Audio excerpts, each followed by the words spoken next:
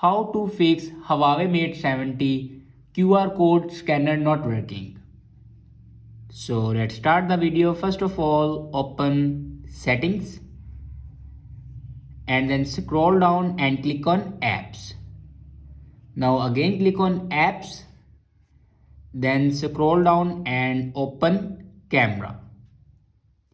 Now here you can see the option force stop. Now click on it and then click on force stop. After force stop your camera, then open your camera storage and clear your cache memory. After clear your cache memory, then go back and open camera. On top left corner you can see the scanner icon.